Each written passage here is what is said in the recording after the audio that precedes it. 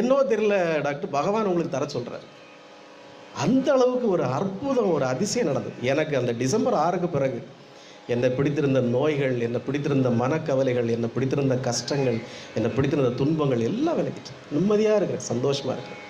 அதுக்காக நீங்கள் ஒரு விஷயத்தை புரிஞ்சுக்கணும். அதுக்காக பணத்தை கோடி கோடியாக கொட்டி தந்துட்டாருனோ, இல்லைன்னா எல்லாம் அப்படி கிடையாது. நமக்கு மனசுக்கு தேவை நிம்மதியும் சந்தோஷத்தையும் பகவான் தருவார்.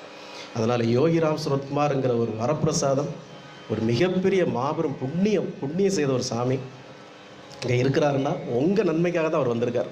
அதை பயன்படுத்திக்கோங்க. உங்களுக்கு என்னென்ன மாதிரி பிரச்சனைகள் இருந்தாலும் அதை விட்டு விலகி போயிடும். அதை அனுபவப்பட்டவங்க நிறைய இருக்காங்க. டாக்டர் ரின்சி நிறைய இருக்கிறாங்க, அதை அனுபவப்பட்டவங்க நிறைய இருக்கிறாங்க.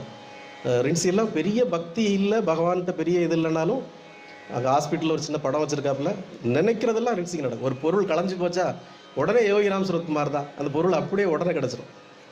சத்தியமாக சொல்கிறேன். சாமிக்கு